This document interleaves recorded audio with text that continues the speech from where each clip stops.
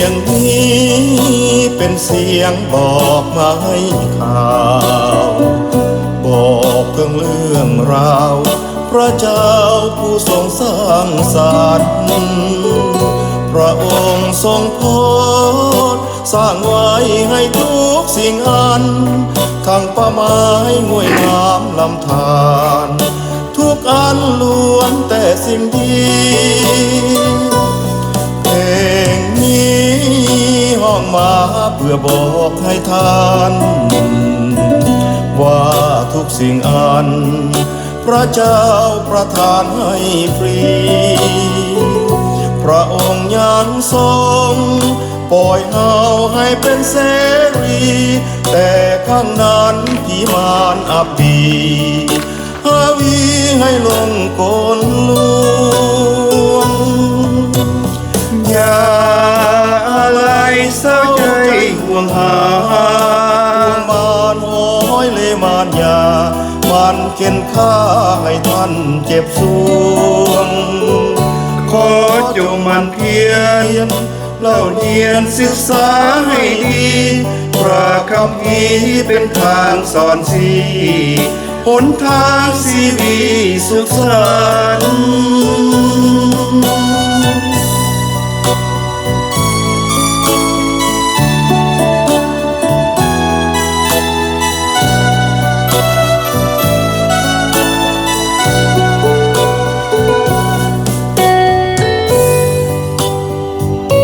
สบายดีจอนแก้วมณี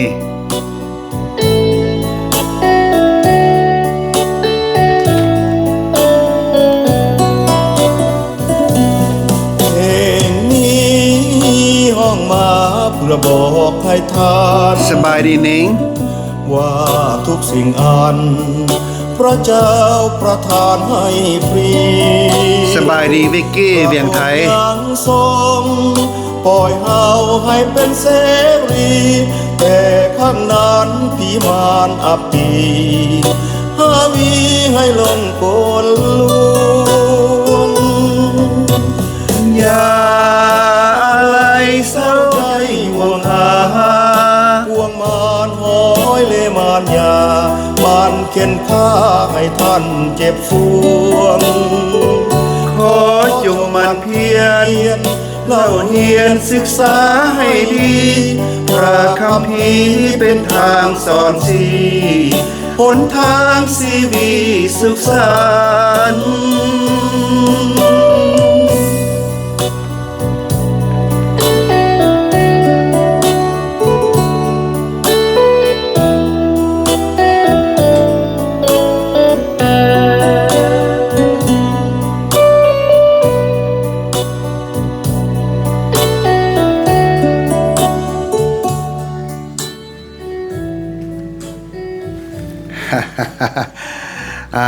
นิงบอกว่ามักเพลงนี้ทั้งผู้หญิงผู้ชายร้อง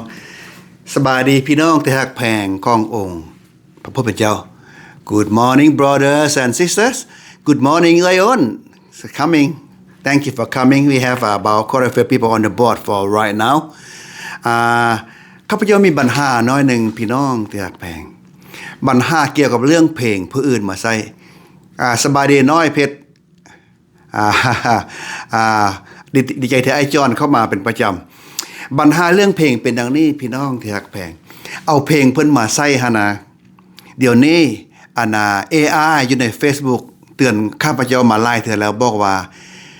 ทุกอย่างที่ข้าพเจ้าใส่เพลงเพิ่นหรือว่าตอนอยู่ในFacebook นะเพิ่นจะลบในเวลา30มื้อเท่านั้นใช้เวลา30มื้อดังนั้นนะข้าพเจ้าจึงพยายามซอกเพลงตัวเองมาใส่เพื่อให้วิดีโอมันได้อยู่ยาวนานกว่าเพลงข้าพเจ้าความจริงก็บ่แม่นนักแต่งเพลงดอกแต่ว่าได้เขียน2-3เพลงไว้แล้วก็ให้ท่านอาจารย์แม็กซ์และก็มาริซาน้องสาวเพิ่นร้องเมื่อกี้นี้เป็นเพลงเสียงของอาจารย์แม็กซ์แล้วก็มีอีกเวอร์ชันนึงเป็นของน้องสาวเพิ่นเช่นเดียวกันน้องก็ร้องเพลงนี้ก็พร้อมกันนี้อยากบอกให้พี่น้องรู้ว่าถ้าพี่น้องมีเพลงตนเองที่พี่น้องแต่งที่พี่น้องเขียนแล้วเพลงห้องก็อย่าถ้าพี่น้องบ่ได้สงวนลิขสิทธิ์ส่งมาให้ข้าพเจ้าจะออกอากาศให้ผู้อื่นได้ฟังนำเพราะว่า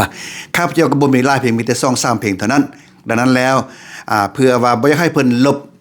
Facebook ข้าพเจ้าภายใน30มื้อ ดังนั้นอย่าเอาเพลงซอกเอาเพลงพวกเขาใส่ดีกว่า so brothers and sisters so that I have problem with the song from YouTube and song from someone else AI just warning me so every of my Facebook it will delete in 30 days after 30 days so we'll see it no more so in that case I will try to avoid to delete from Facebook I try to use my own song but if you have your song would like to have people see listen online send to me I will use your song all right so this morning we're talking about Acts chapter 1 9-11 9-11 so ตอนเช้ามื้อนี้พวกเขาจะเว้ากับ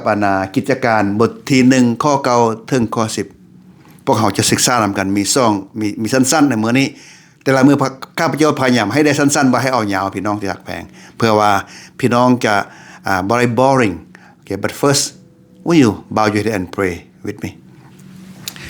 ข้าแต่พระเจ้าพระบิดาข้าน้อยข้าทาสของพระองค์เจ้าขอบคุณพระองค์เจ้าที่ให้ข้าน้อยได้มีโอกาสรับใช้พระองค์เจ้าโดยการเว้าวาพระธรรมของพระองค์เจ้าให้ญาติพี่น้องของพระองค์เจ้าได้ฟังในตอนเช้ามื้อนี้ขอการทรงนำซึ่งมาจากพระองค์ให้ข้าน้อยได้แปลให้ข้าน้อยได้เว้าหลายสิ่งที่ข้าน้อยได้แปลได้เว้านี้เข้าในหูลงในใจให้พี่น้องได้เข้าใจเพื่อไปรับใช้ชีวิตตนเองและไปสอนผู้อื่นต่อไปดังนั้นข้าน้อยจึงขอมอบการเวลาต่อไปนี้ไว้กับพระองค์เจ้าในพระนามของพระเยซูคริสต์เจ้าอาเมน Again brothers and sisters พี่น้องที่รักแพงมื้อนี้พวกเขามี10กว่าคนอยู่ในกระดานที่ข้าพเจ้าส่วนหลายนักแปลพระคัมภีร์ข้าพเจ้าบ่ได้เว้าเรื่องอื่นถ้าพี่น้องจดไว้แต่ละมื้อหั่นน่ะพี่น้องสิได้เป็นครูสอนที่ดีได้เพราะว่าข้าพเจ้าแปลแต่ละความมื้อนี้ข้อเก่าจะแปลว่าดังนี้พี่น้องที่รักแพงพระคัมภีร์ว่าเมื่อพระองค์ทรงกล่าวดังนั้นแล้วพระเจ้าก็ทรงรับพระองค์ขึ้นเมื่อขณะที่เขากำลังเบิ่งอยู่และมีเมฆมารับพระองค์ให้พ้นจากสายตาของเขาข้อนี้มันต่อจากข้อ8ที่ได้เว้าว่าเมื่อเวลาพวกท่านทั้งหลายได้รับพระวิญญาณบริสุทธิ์หั่นนะล่ะพวกท่านจะเป็นพยานฝ่ายเขาเมื่อเวลาเพิ่นเว้าสิ้นสุดแล้วหั่นน่ะพระเจ้าก็รับขึ้นพระเยซูขึ้นไปถึงสวรรค์เลย so the verse 9 of course it continue from verse 8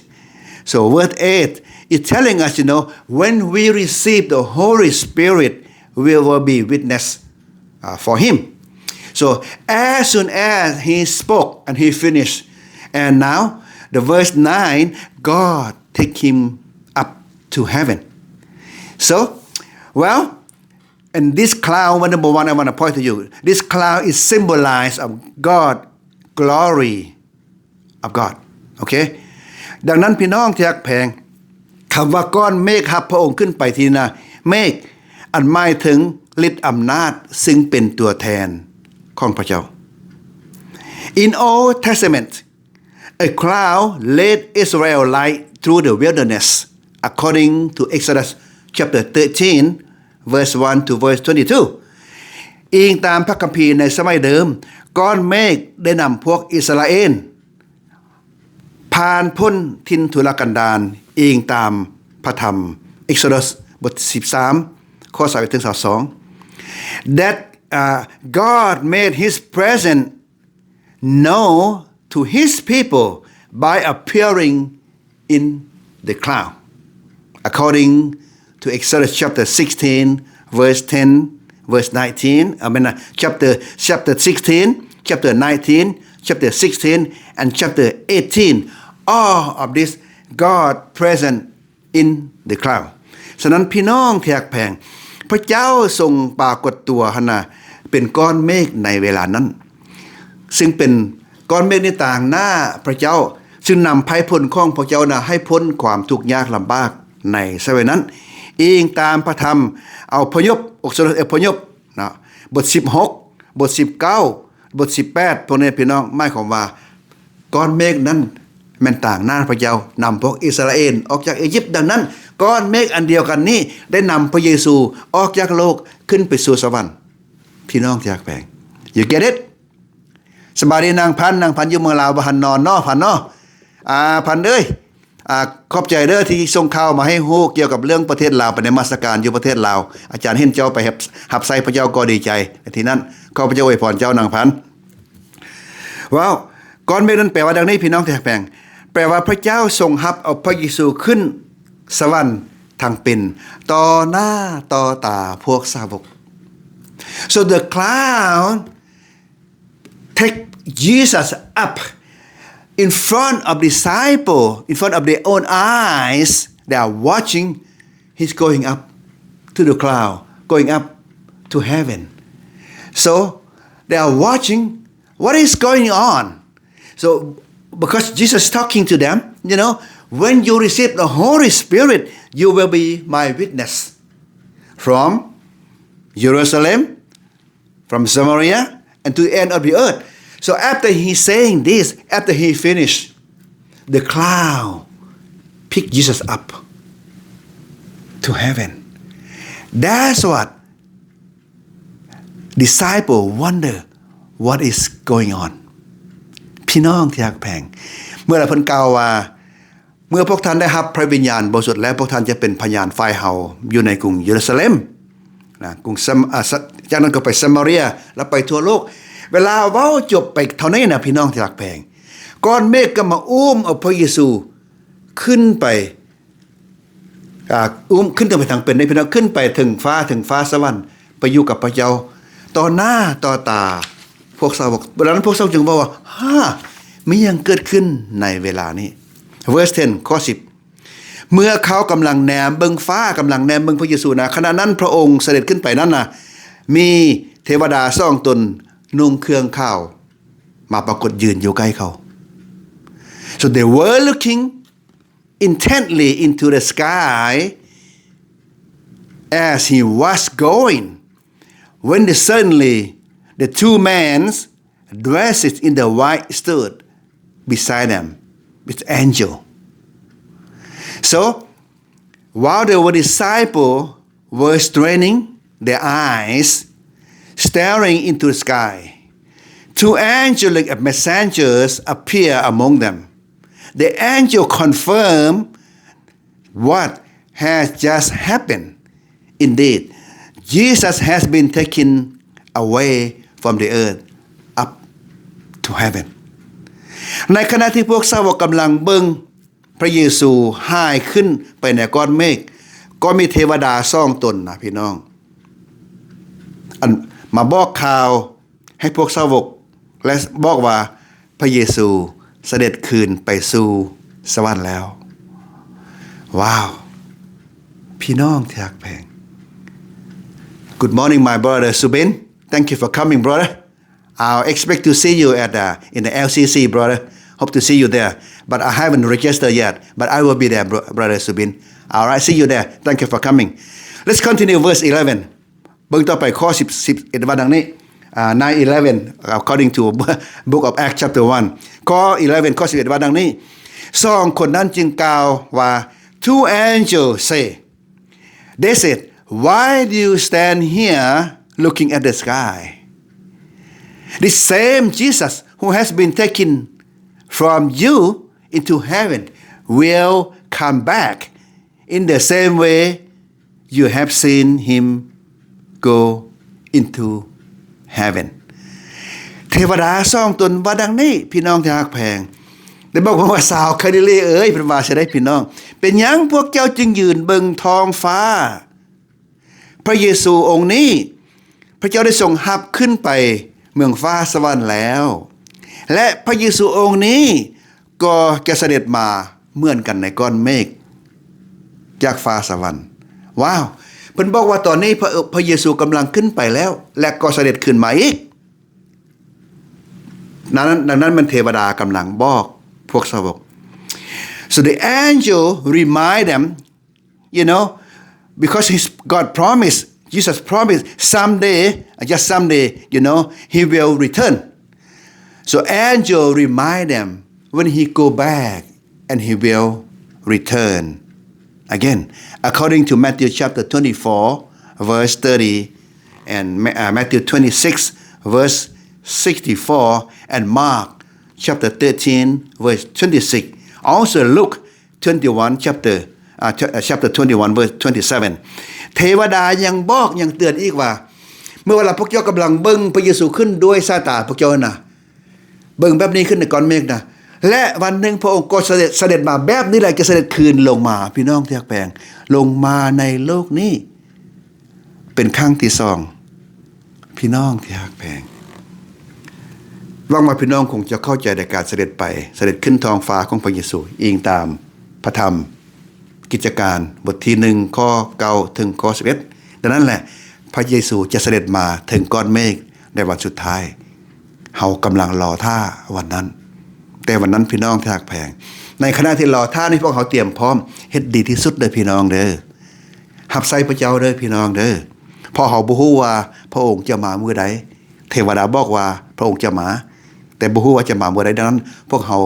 จงรอท่าด้วยการเตรียมพร้อมด้วยการรับใส่ด้วยจิตใจเลื่อมใสในการเฮ็ดเวียกงานของพระองค์ So while we're waiting for Christ's return brothers and sisters we must get ready by doing his work serving him and do whatever we can do our best until he return will you bow your head and pray with me Father God I just want to thank you so much for taking our Jesus back to heaven in his life Father God disciples are watching Jesus disappear into the cloud because it's too far away from the eyesight Father God but angel tell us one of these days Jesus will return Father help us to get ready until he return thank you so much for reveal the scripture to us this morning and I pray this prayer in the name of your son Jesus Christ Amen God bless you brothers and sisters โอ้สบายดีอาจารย์แสงดาวเข้ามากำลังจะเป็นอาจารย์กลับขึ้นไปฟังจะได้ฟังเริ่มต้นว่าเทวดาปรากฏความจริงแล้วอาจารย์ก็สอนเรื่องนี้มาหลายเทื่อแล้วอาจารย์แต่ว่าพวกนี้พวกเฮาเว้าอีกว่าเพื่อย้ำอีกว่าพระองค์จะเสด็จมาขอพระเจ้าอวยพรอาจารย์และพี่น้องทุกคนบ๊ายบาย